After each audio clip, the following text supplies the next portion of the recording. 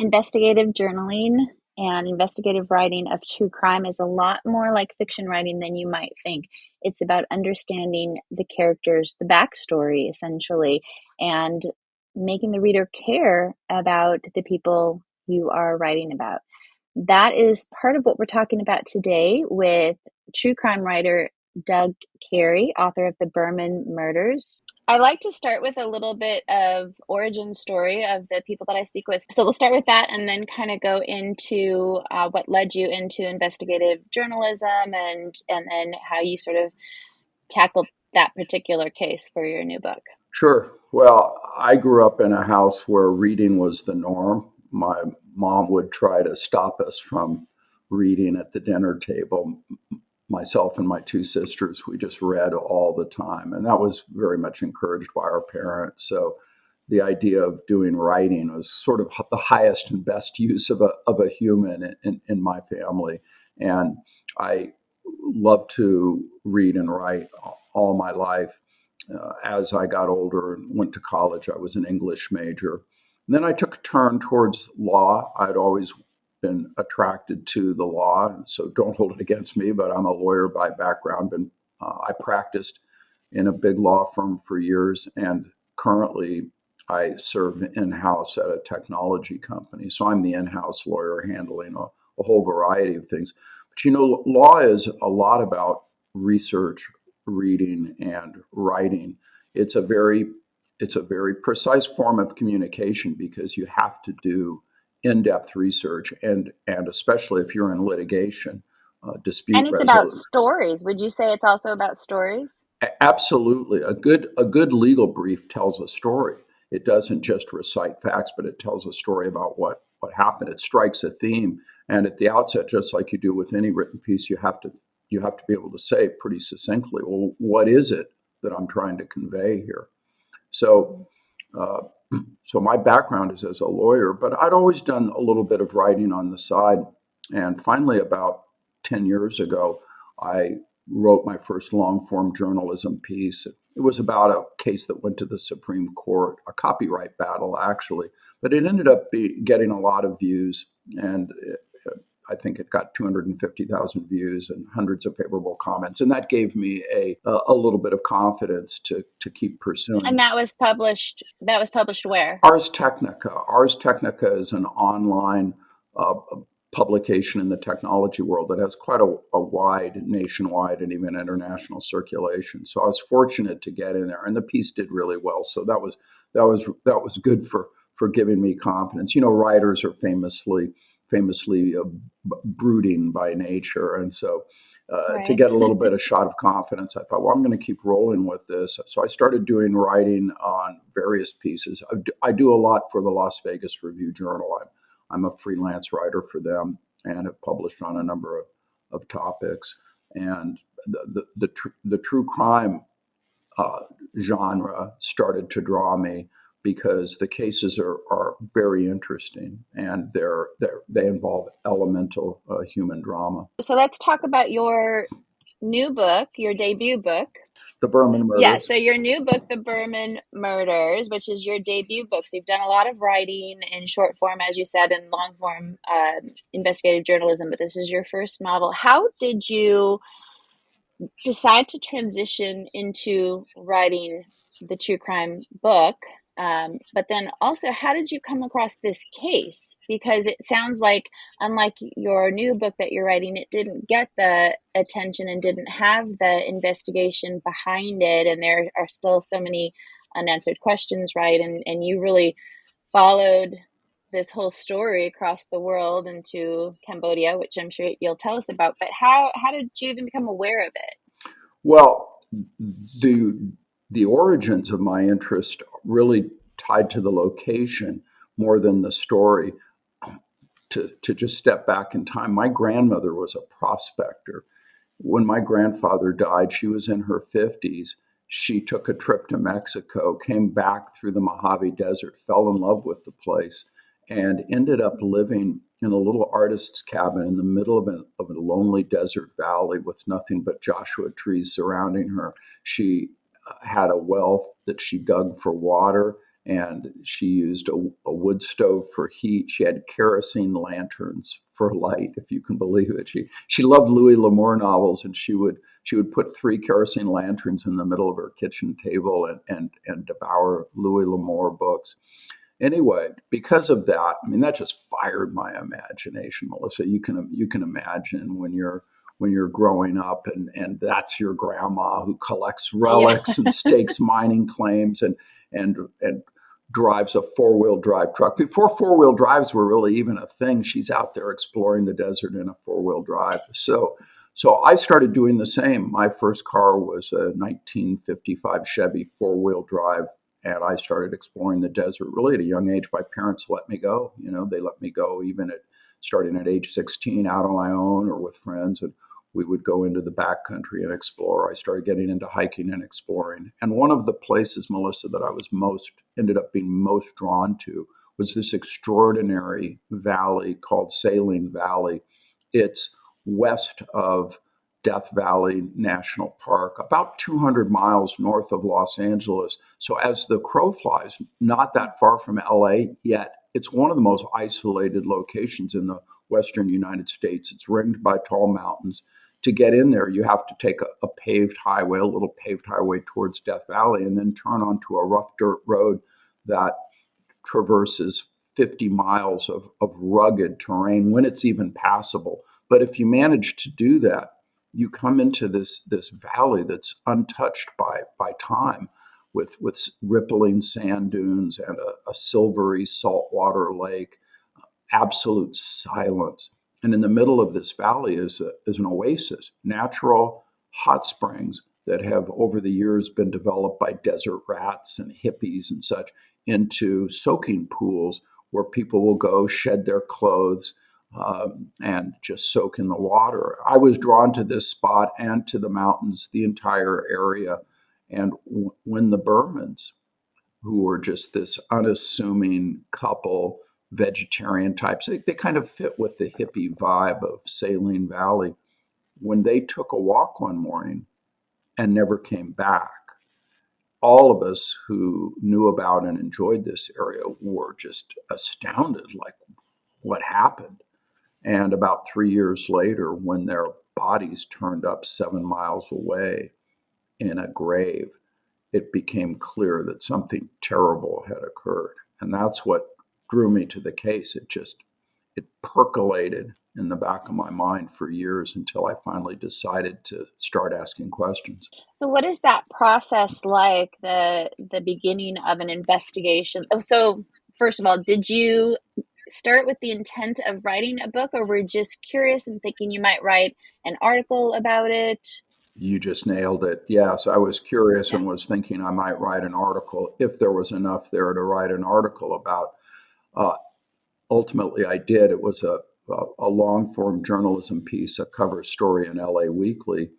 But then I just kept going with the case. More information emerged, more happened. And at a certain point, I realized there's enough here for a book. But, it was a challenge continuing to dig. So that's how the process began. But to get back to your original question, how do you start? Hmm. I started by calling people I knew, one guy in particular, just a character, a desert mountaineering buddy of mine, a firefighter who's this really muscular guy who never wanted to be promoted because he always wanted to be the first one off the truck. And that's how he lived his life. He was one of these characters who can just recite the Bible or Arthur Miller or Bob Dylan and come up with these quotes. He can sing entire musicals. He's got quite a brain. And I knew that he had an amazing memory and that he pays attention to a lot of details. And so I started by calling him Morgan. I called Morgan and said, Morgan, what do you remember about this case?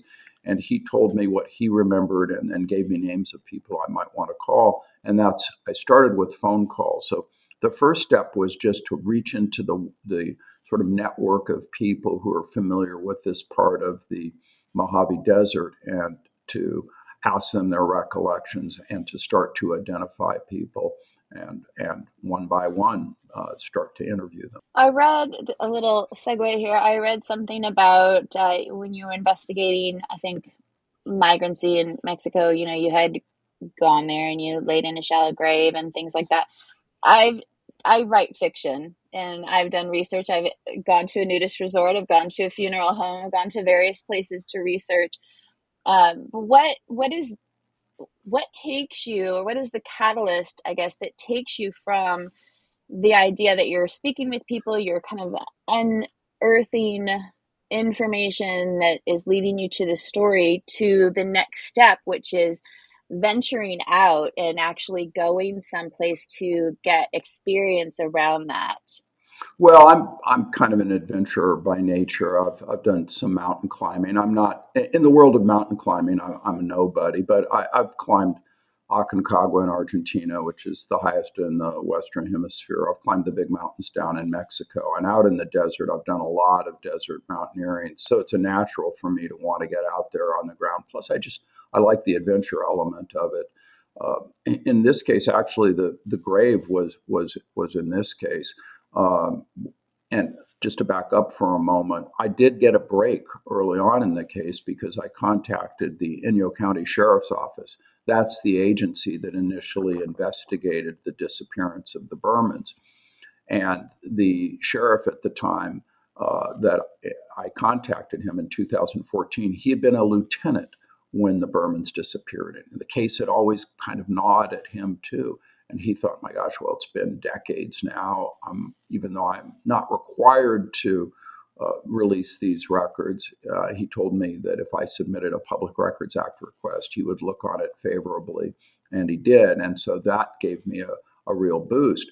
So now I had records. And additionally, there was a deputy named Leon Boyer who had been the most dogged investigator on the case. Even though he wasn't an investigator by training, he put so much time into it. He actually told me how I could find the gravesite, but the notes were from 1986, and the rough route that I would follow to get there, which first involved four-wheel drive and then hiking, the route had been altered somewhat over time by flash flooding. So I had to account for that. So it took me a couple of trips and a lot of hiking around to finally identify the gravesite. When I finally came upon the grave, and it matched exactly with the photos from 1986, everything, the bushes, the little cairn of rocks that marked the spot where the first skull had been found, everything was exactly as it was. But here I am in this rather beautiful, lonely place. It didn't feel foreboding to me at all because I love the desert. Even though I'm out there on my own, I feel completely comfortable in that environment, much more than I would in the middle of a city. And so it's hard to imagine that something terrible happened. And as I was trying to picture what happened, I ended up just lying down in the grave, this grave that had been the final resting place of the Burmans, and just looking up at the sky and trying to imagine what happened there. It must have been terrible. And so I wanted to try to bring my thoughts to that, because I wanted to understand what could have happened in this place. Seems like that's the theme, or the catalyst for several of the true crime writers that I've spoken with. There's one guy, Eric Pruitt, who did a podcast actually called The Long Dance, and he wrote a book, Something Bad Wrong. He sort of fictionalized parts of that story, but it takes place in my neck of the woods, actually, and this is where he's from also.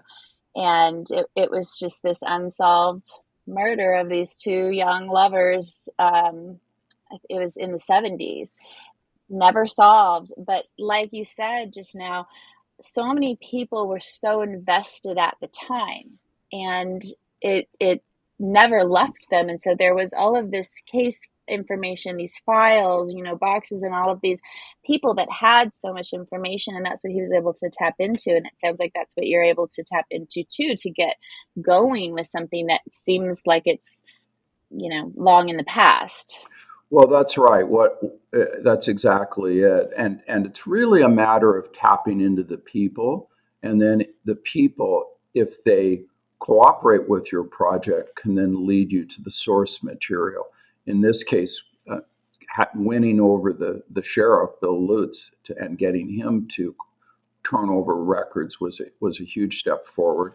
And then Leon Boyer, the deputy, he at first was rather suspicious of me, but we sat down, we talked. He realized that I was for real, and he ended up sharing records with me, including a timeline that he'd done, the directions to the gravesite, contemporaneous photographs. I mean, really a wealth of material. So I had that source material. And then Michael Westerman, the sole immediate family member of the Bermans who's still alive, Michael was wonderfully cooperative. I flew up to Washington where he lives, and we sat down. We had multiple phone conversations, and then we spent a day together at his home. And he brought out photographs and information for me, and was very open in providing information. And then, additionally, friends of the Bermans, again, initially a bit resistive, but then when they saw that I was sincere about the project, wasn't trying to sensationalize anything, just wanted to tell the story, just wanted to follow the story wherever it went. They were cooperative also. And that's just step by step, person by person. Each one represents just a little victory, and you celebrate it. And there are plenty of setbacks in something like this, especially when the case is old and there's not a lot of information available. There was one fellow that I had, he was actually one of Louise's ex-husbands.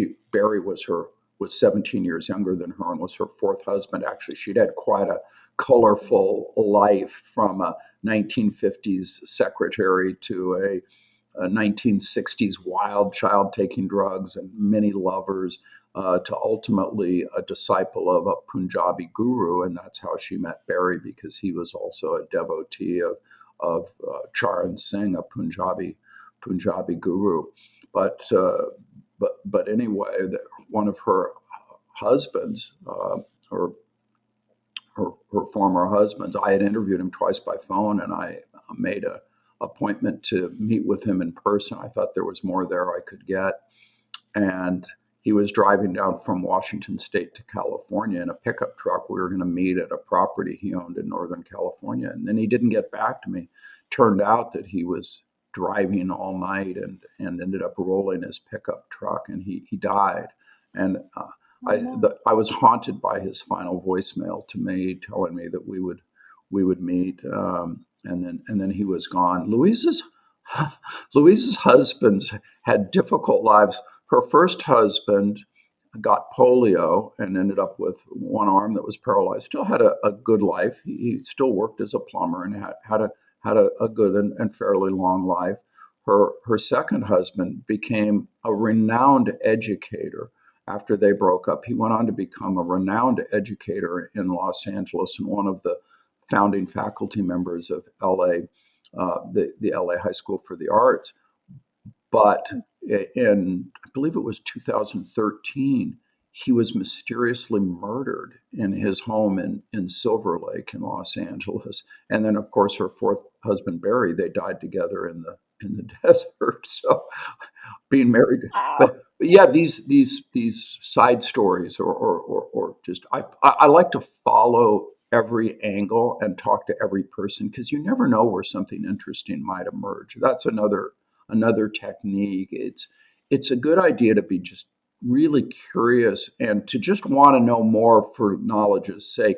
If you see the Berman murders, there's a lot of information and footnotes. I had to move a lot of stuff out of the story itself and just put it into footnotes, because it doesn't directly tie, but it's interesting. And I didn't want to just Yeah. toss that information aside, even though it didn't make it into the main part of the story. But I think following every lead, every angle, bottoming out everything, and really feeling like you exhausted the subject is a key part of the technique of immersive journalism. Today's episode is brought to you by Writer Spark Academy.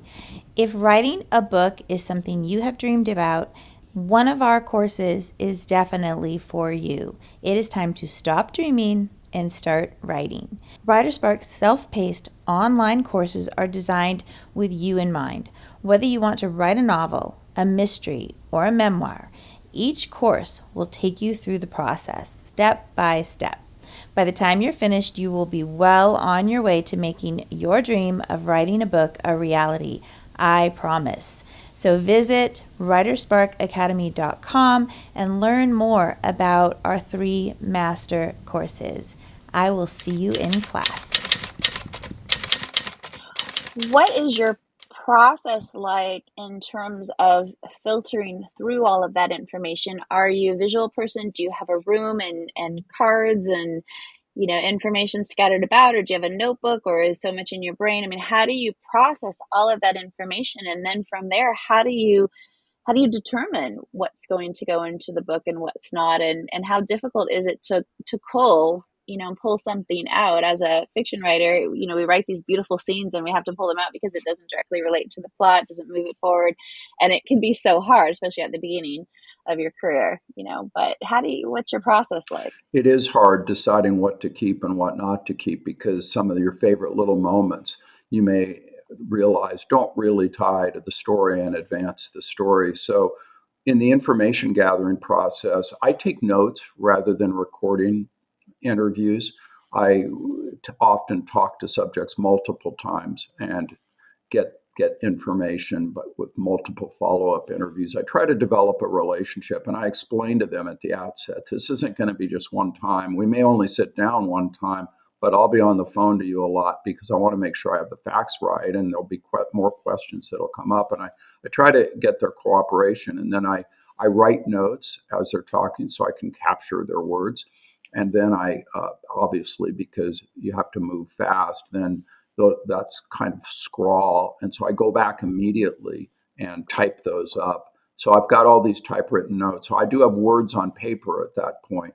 And what I will do in the writing process often is go back and then highlight certain things. And then I have to make a decision whether it's just going to be information and part of my narrative or whether I'm going to quote them. I like to have quotes, but too many quotes can burden a story. And so I have to decide whether it's going to be part of a narrative or whether I'm going to show their words inside quotes.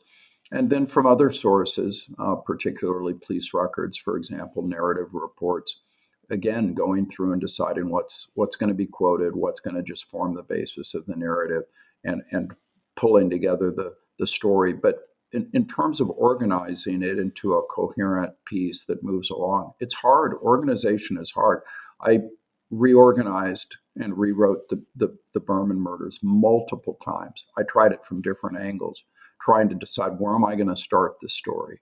And the hard part on that one, Melissa, was figuring out how do I tell this backstory about Barry Berman and Louise Berman. I mean, here are two fascinating people. Barry was the heir apparent to the Kahlua liquor fortune, and his father, Jules Berman, was a legendary Southern California entrepreneur. I mean, like a Midas, it seemed everything he touched turned to gold.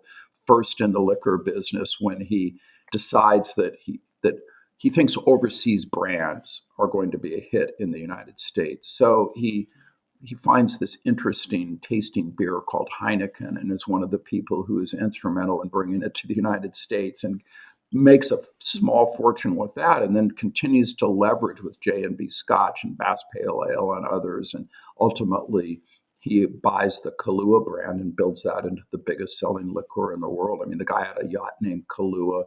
He flew private. He had a mansion in Beverly Hills. He had mansions in Acapulco and in the mountains above Los Angeles. I mean, he had a 10,000-acre fly-in hunting preserve. The guy was rolling big time.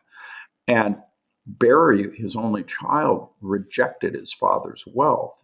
And that became a kind of a fundamental part of the whole story. Well, how do you work that in? And then Louise was a survivor of sexual abuse.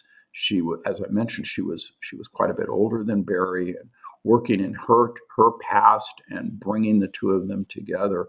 I tried so many different ways. It didn't work chronologically, right? I can't just go and start with, Right. with Jules Berman graduating from Ohio State in the early 1900s and becoming a mogul in the liquor business and then getting to Barry. I have to fall back in time. And so it becomes a difficult process. I tried it so many different ways. And I think some of that is just trial and error. That's another thing about writing that for me is a big part of it, and that is rewriting.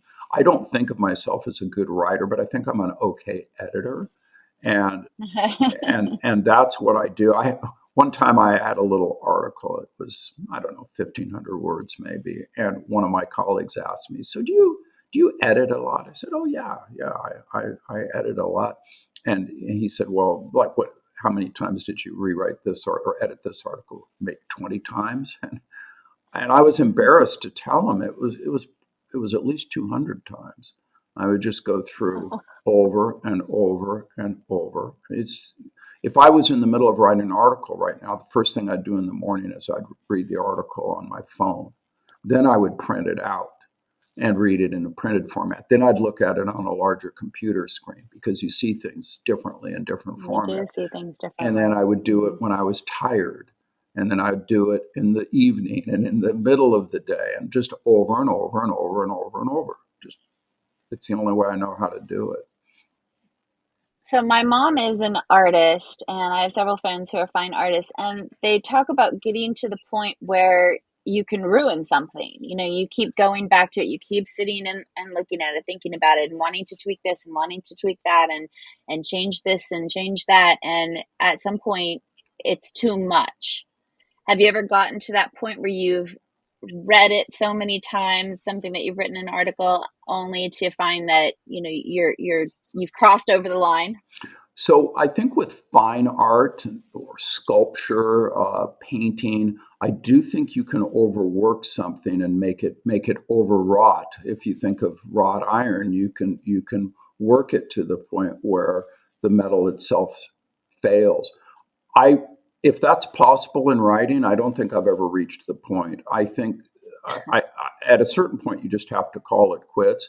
But I have no doubt that a later read through might even make it better. I don't think there's any end to the polishing that you can do in writing. There does come a point where it maybe becomes a bit futile.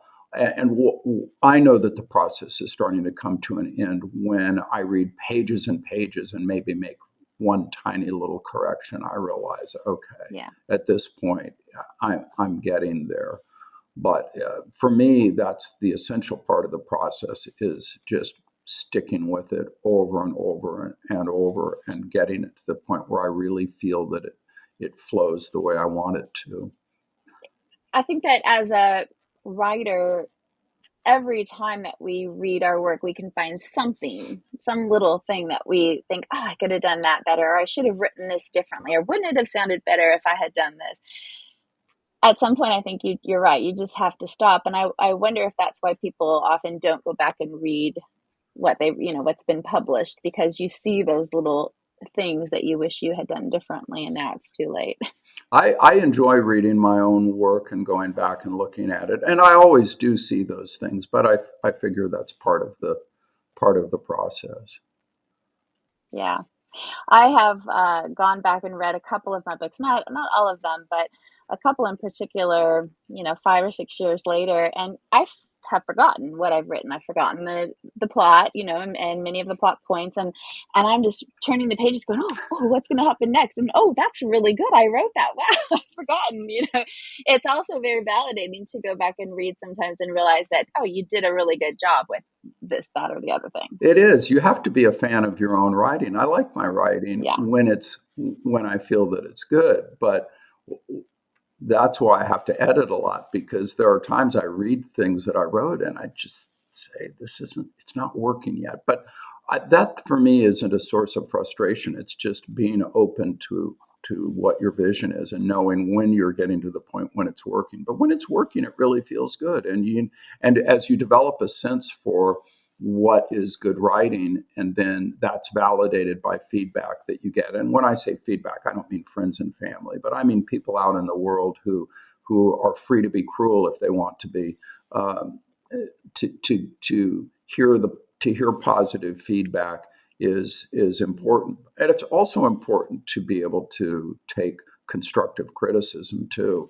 I think that's an important part of the writing process. I don't take that kind of thing personally. I love working with a good editor. I was fortunate in the Berman Murders to work with an editor named, well, I worked with a couple along the way, but Marilyn Moyer, who had been with the Las Vegas Review-Journal for many years. She loved true crime. She's a career editor, a Pulitzer finalist, and just a gifted woman. Her way of editing was to go through and make a few little edits here and there. We don't even discuss that kind of thing. It wasn't about line editing. With her, it was about asking me questions and pointing things out. She was very pointed in just a clever way.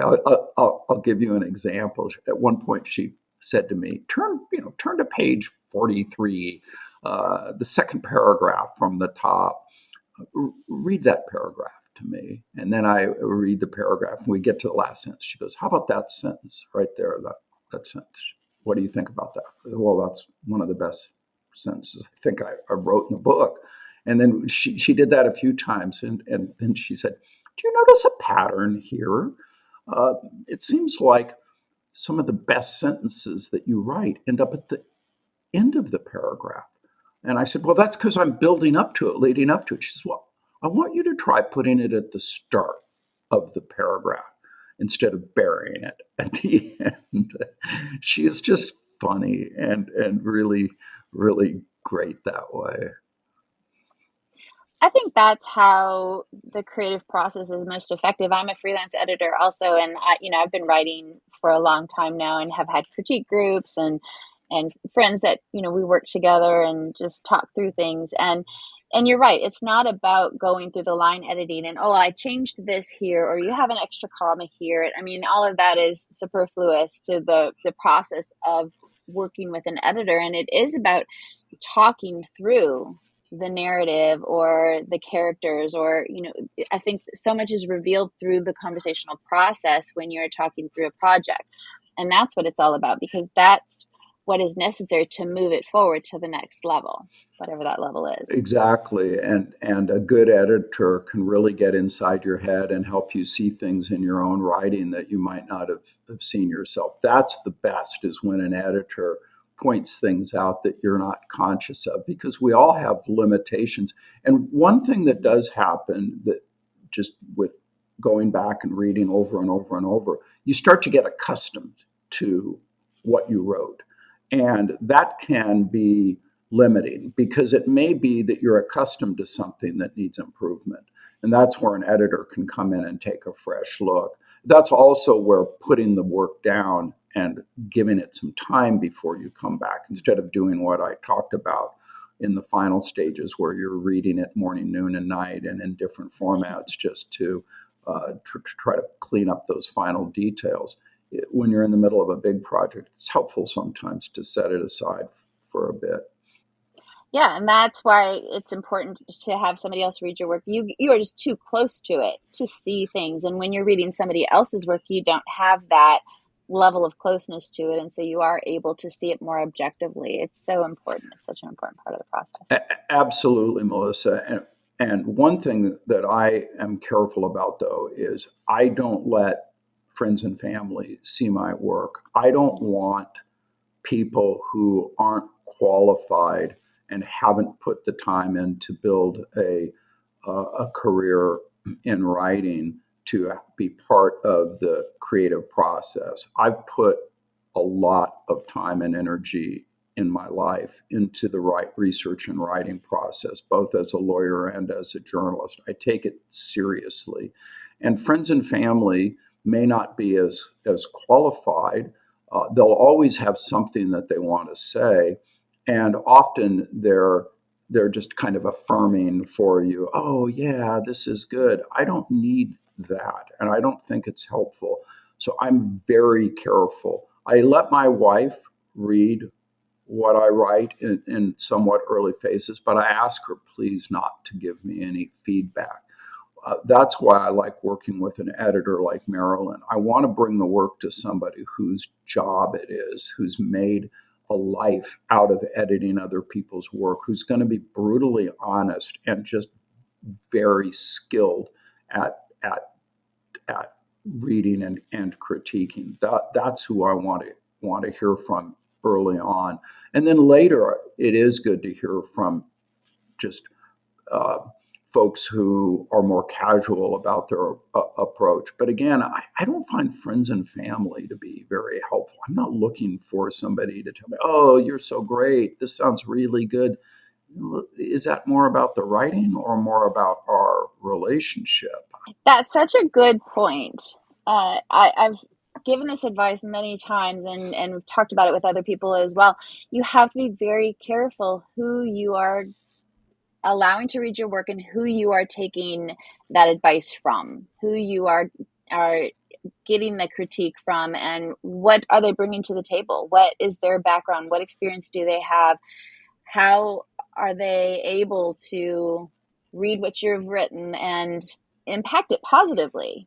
Do they have uh, some background that enables them to do that versus it just being your mom or your best friend or even a critique group that is like, oh, this is great, but you're not getting anything from that. And I think that it's so important to, as you said, find somebody that you can that you trust, that you respect, that can give you constructive feedback that you can learn from, because I think we're always learning no matter what level we're at.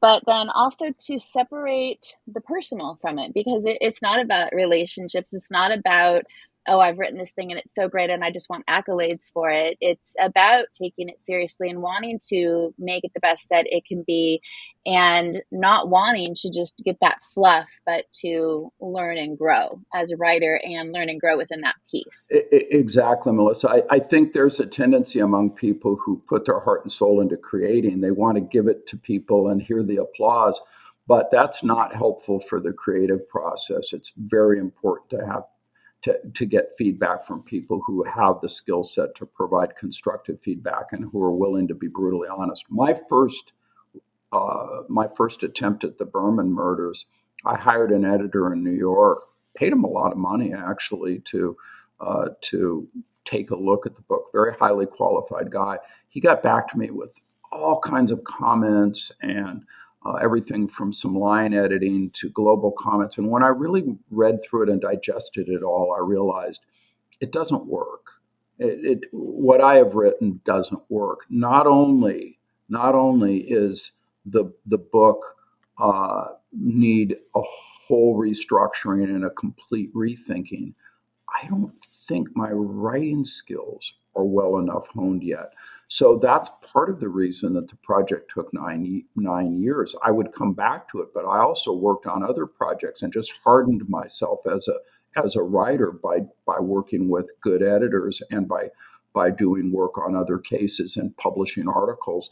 I I, I hardened up my skills in the writing arena so that I could come back with a better resume and continue to push the project forward. And I was very thankful to him for just basically telling me this is a mess. It's not working, and you need to hear that sometimes. So you don't go out and embarrass yourself. There are times when maybe what you've done just isn't there.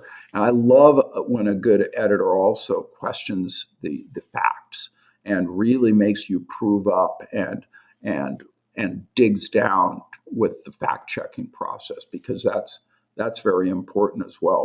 But back to the kind of the friends and family and all of that. Too many cooks spoil the broth, and not only that, the relationship can get in the way of even if somebody's highly qualified, the relationship can get in the way of a positive. By that I mean a fruitful interaction. People come to me, friends and acquaintances will come to me and ask if I can give them a read of something they've written, and I'm very resistive of that, because I just tell them flat out, what if I don't like it? What if I think it sucks? I don't want to hurt your feelings. I don't want to have that burden on me, because that has happened to me, where I agreed to read a manuscript and then I read it and I realize, oh my God, this is terrible. This isn't editable. It's just the whole premise is bad. And what do you say to Yeah. somebody like that? This pet project of yours, I think it sucks. I don't think it's ever going to go anywhere. How do you say that Yeah. to somebody? Go do something else. That's a really tricky situation. As an editor, I always require 5 to 10 pages first up front for me to take a look at before I commit to anything. And then also to see that we are a good fit, that writer and myself as an editor, that I'm editing in a way that's beneficial or helpful to them, and that it is editable, or that it's within my wheelhouse. That's very important, because you don't want to crush someone's spirit. And I think that it's very easy to quit in this business. And as a creative, when you get that news from the editor that this is this is a mess, it needs a lot of work, and so many people, I think, would throw in the towel at that point. And so it speaks a lot to the people that take that constructive feedback and run with it and build upon that and learn and grow and make it into something that is really wonderful. I agree completely, Melissa. And I think the people who push forward with it are the ones who just can't help it. Writing Yeah. requires so many sacrifices, and I question it all the time. I wonder, why have I sacrificed so much time, money, family time, travel, all these things that would be wonderful and lovely to do, and they're not just occasional sacrifices, it's daily sacrifices of time and energy devoted to the writing. And sometimes I question, why? Why am I doing this?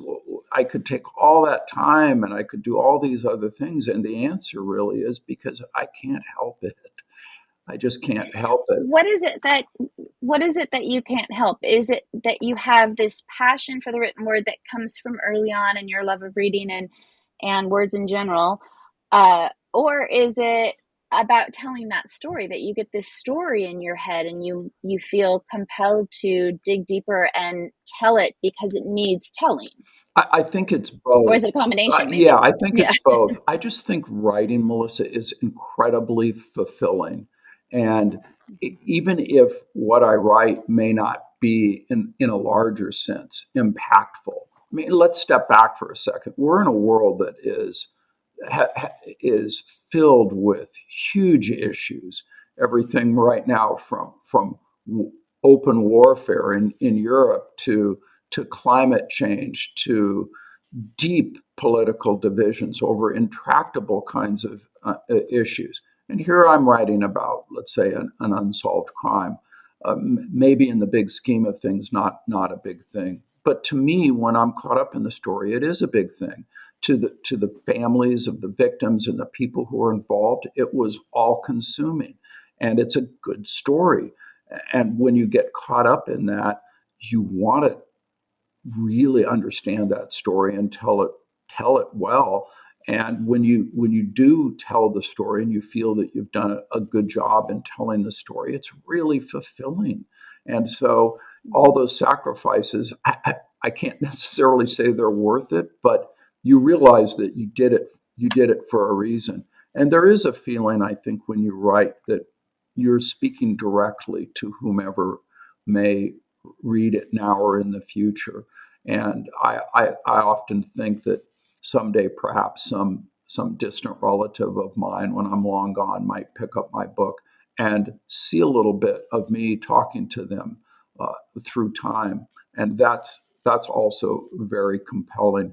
But I think when you ask people who create, no matter what it is, they don't necessarily know why. We can offer these these these thoughts, but it's almost like in some cases you just feel called to do it. In fact, Mhm. in the Berman case, it's kind of weird and touchy feely, but I was sitting at a desk thinking about Saline Valley and just wondering about the case.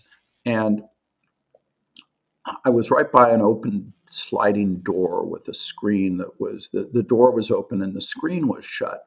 Well, a little bird, right when I'm thinking about it, this little bird came and landed sideways on the screen, very close to my head.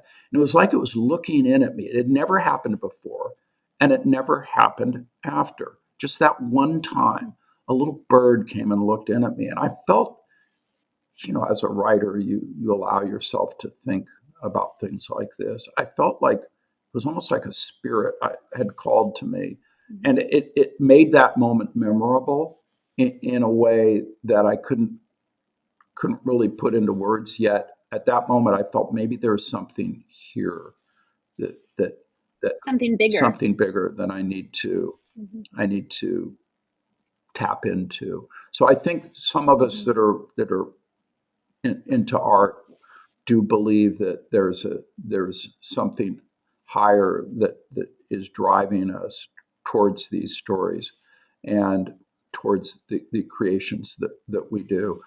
And although they may not, again, in the big scheme of things, ever be anything grand or earth shaking, I don't know about you, but I don't really care.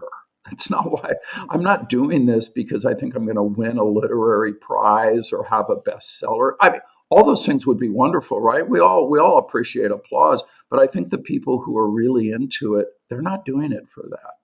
I think that for me, part of it is having sort of the bird moment that you just described, but also in the research process or in you go down these rabbit holes and you do research in fiction writing as well. Yes. And I have a book series, for example, that relies quite a bit on Irish history, and that research of Irish history took me to the deities and all of these little things down these rabbit holes. But then you get this aha moment, this magical moment that you never would have gotten had you not gone down that rabbit hole.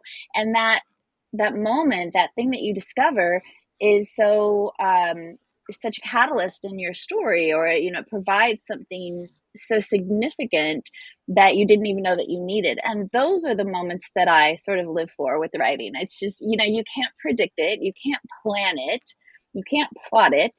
They happen when they happen. And those are just these, like you said, very memorable moments, these things that sort of keep you going to the next until you get the next one. It's kind of like a little fix Oh, in a way, in a weird way. no, I get it completely. And when you're doing reading and research, for example, the deities or whatever it might be, and you're doing it for a purpose because it's part of your creative process, you do it with a thirst and a level of focus and intensity that you might not do if you were just casually reading. I do a lot of just casual reading. I'm a news junkie, for example, and I love picking up a book and perusing it. But it's different when I'm on a particular subject and I'm going down these different rabbit holes and following the story wherever it may go. Yeah, you get these moments where you discover something that's really cool.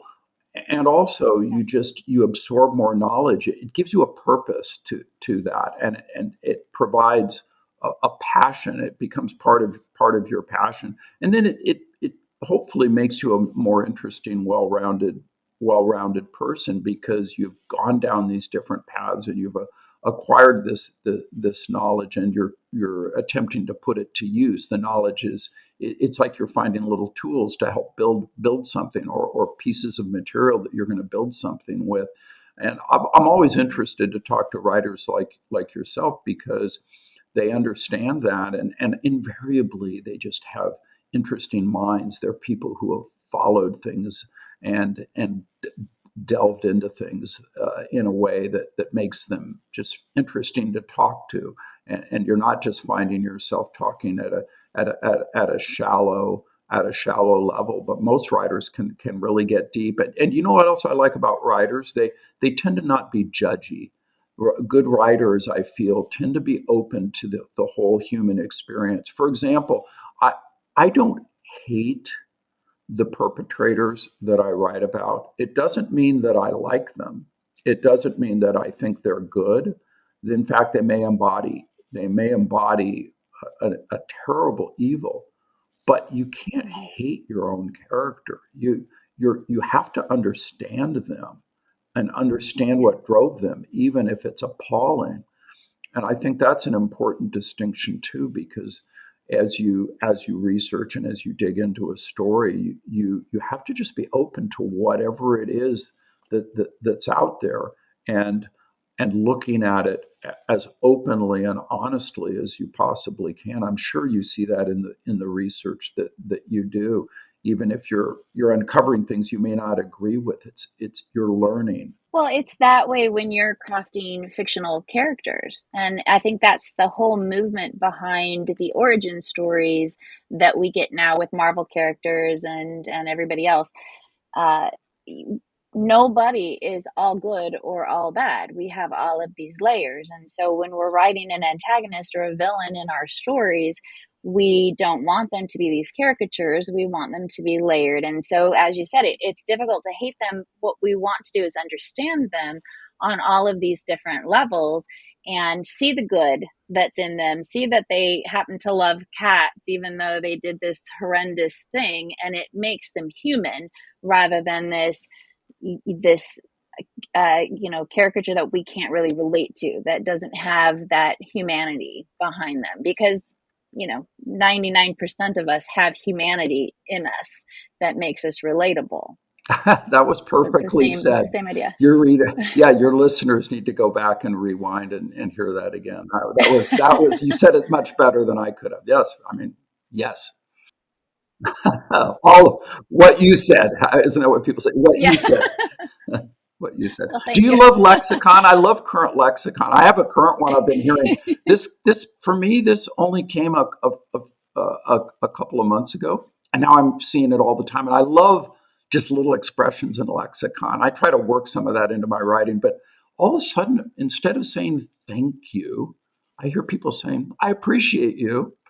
It's become a joke. Oh, It's become a yes. joke between Yes. me and my wife. She'll say it to me a little bit sarcastically. I appreciate you.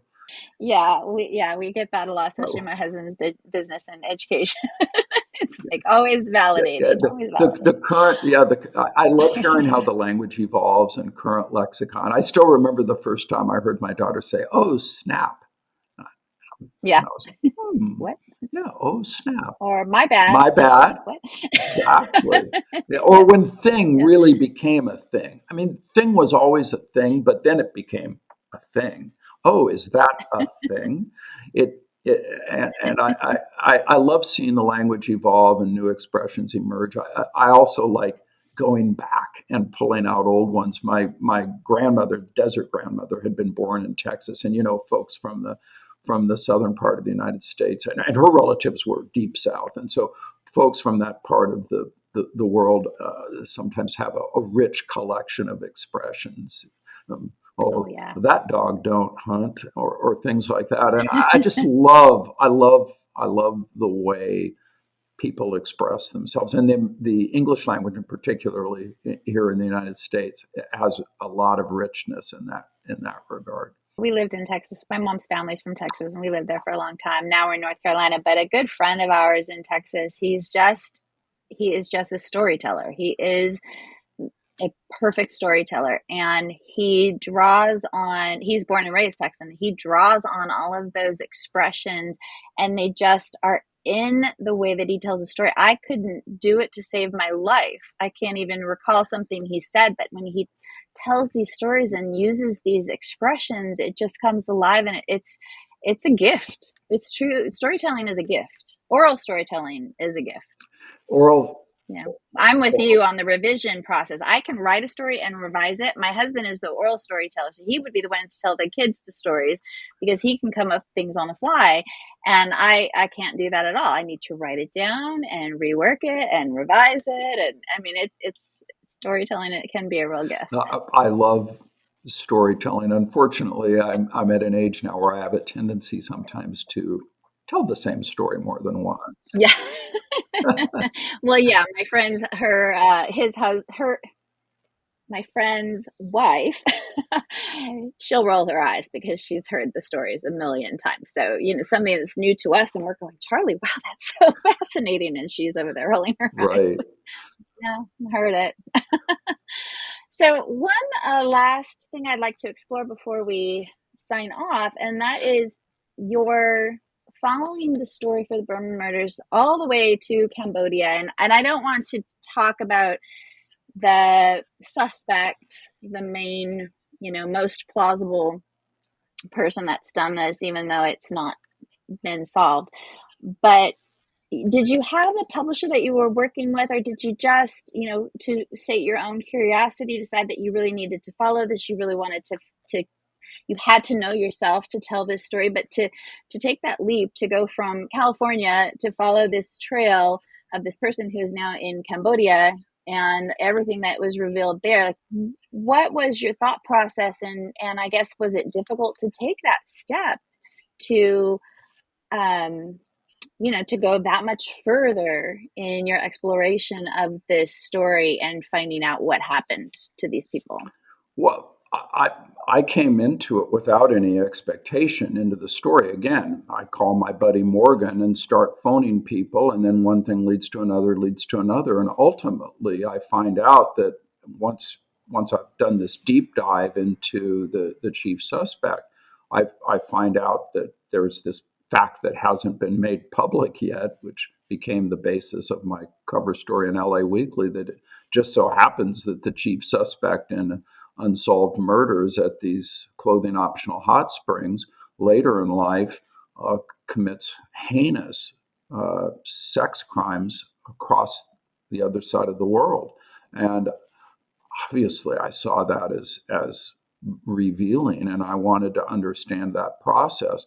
It was also important for the family and friends of the Bermans because they felt strongly that he was culpable, and they wanted to see some justice achieved, and realized that there may never be a prosecution for the Berman murders, but that the sex crimes case was very much alive, and that he was being pursued by the authorities, and they wanted to see him finally have to answer for his conduct. So I began following that side of the story and just again kept going with it. I had no idea when I started that there were going to be more than one trial and all of this activity, and it was going to become this huge legal battle. And then as I worked through the story and wrote about it, and published not only the cover story but follow-up articles, then that filtered into the prison where the suspect was incarcerated in connection with the sex crimes case. And the next thing you know, I have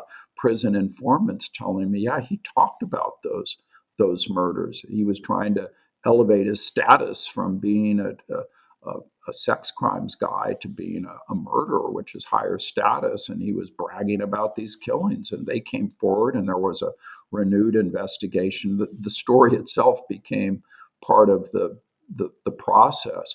I didn't know it would lead there, but once I was on the story, I just wanted to follow it wherever it went and just keep going with it. So that's how that process occurred.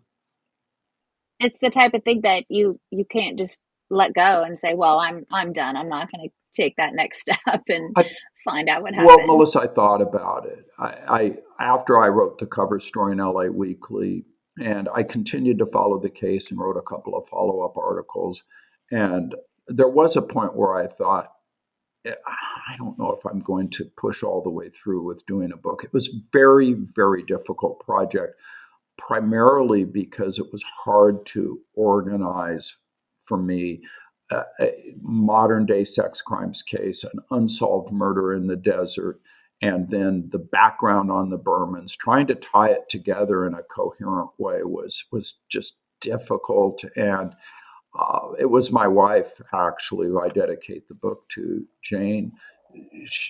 At one point, I still remember we were hiking. We were in this beautiful valley, and I said to her, "Maybe I should just drop this project and just move on with other cases." And she just stopped and said, "No, you have to finish the book. You've got to do this. It's a good story. It needs to be told."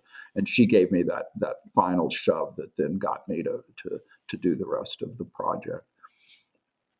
I think that's the key right there, that it needs to be told. If you don't tell it, who is going to? And trying to organize all of this information, I think at the core of that is us understanding Barry and Louise, because we need to care about them and know who they are as people in order to care about the case and what happened, and to preserve. I mean, there's people that just like true crime for the sake of true crime, right? But but we, just like fiction characters, you want to care about the people that you're reading about. And if you don't, you put the book down. And so diving into and discovering who they are and figuring out how to weave that into your narrative, I mean, that's really at the core of it. The true crime around it is the plot, but who they are is all of that internal stuff that makes us care. And that's, I mean, you did an amazing job. That's a very insightful comment, Melissa, because actually I started the article, the cover story in LA Weekly, and also started my first draft of the book from the moment they left the paved highway and turned onto the dirt road into Saline Valley. But the first editor that I told you about said, "Why do I care about these people? You're bringing them into the desert here. Why should I care?" And that caused me to step back and rethink. Ultimately, the way I organized the book was to start with the phone call to the sheriff's office, and as they're trying to figure out who these people are, and then the search, and then stepping back in time to figure out who they are and how they got there. And I used their trip into the desert as a literary device. They lived in Goleta, which is north of Santa Barbara along the coast. Jules Berman, Barry's father, owned 3,500 acres of prime coastal property. And when Barry and Louise got married, he bought them a little mountaintop retreat up above the Pacific Ocean, and that's where they lived on this piece of property. And when they left home to go on their trip into the desert, they passed by different places, and I realized that their drive took them to places that were sort of touchstones of their past. And it gave me a literary device for, as they're on the drive into the desert, to step back from their drive and tell you about a place that then ties into their past and sort of gives me an excuse for explaining. For example, they drive by they drive literally, the Highway 101 goes through a portion of Jules's massive coastal property. And so that gives me a device by saying that here they are driving through this huge piece of property. Jules Berman, that's Barry's father, and it was his life really, and his obsession with wealth that caused Barry to be who he is. And I was able to use their journey into the desert as a way of filling in all of the information about their past, so that by the time they then leave the paved road and start into the desert, you know who they are and what brought them there. And that was ultimately how I ended up organizing the book after trying about 6 different ways. I Yeah, don't know yeah. about you, but sometimes it's just a struggle to try to get it to get a way that works. Sometimes it's not. There are times when I write articles, for example, where it's all just comes to me and it's very clean and easy story to tell. This one was tough. And my current project is also going to have some organizational challenges, although I think I've got it worked out, but I'm not quite sure yet. I'll let you know.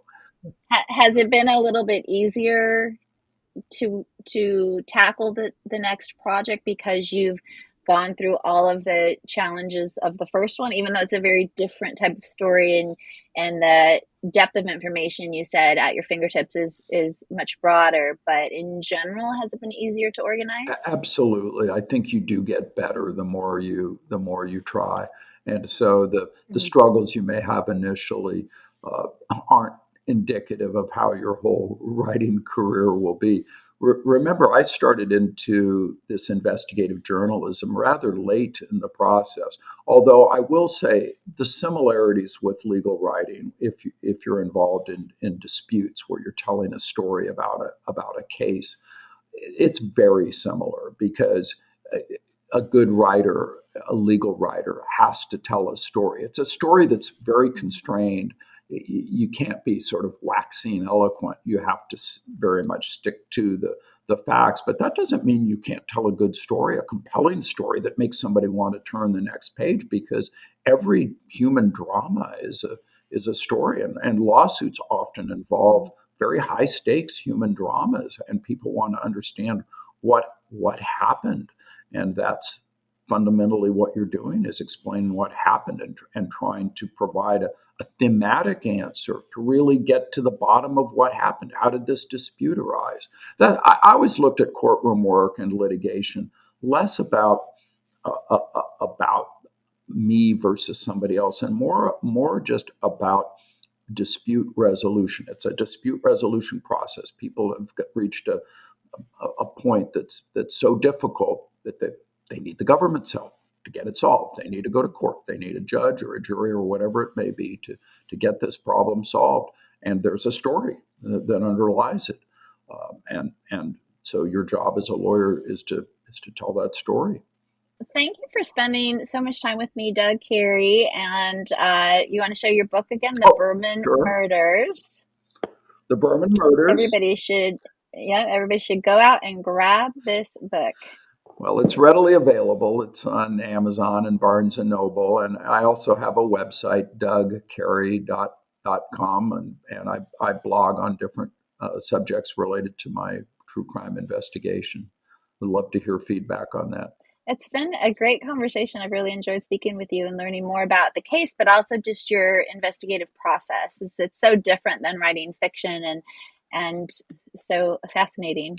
Thank you. And it is and it isn't, though. As you pointed out yourself, as a fiction writer, you have to do a deep dive to really understand it. And in order to write convincing and plausible fiction, you have to understand your characters. And if your characters are rooted in this world, then you need to do the digging into this world. If they're tied to some fantasy world, maybe it's a bit different. But even there, I would imagine there's a fair bit of investigation that goes on. So I think we're all kind of pursuing the same thing, just from different angles. Yeah, that's a great way to look at it, and so true. Well, thank you again for being with us, Doug, and best of luck with the book. And whenever the next one comes out, I would love to speak with you about that. Wonderful. Thank you, Melissa. Thank you so much for listening and spending your time with me today, everyone. I'm Melissa Bourbon, and this is the Writer's Spark podcast. Take a moment to visit our website at www.writersparkacademy.com. Check out our courses, our resources, and all the content there. And I will see you next time. Until then, happy writing.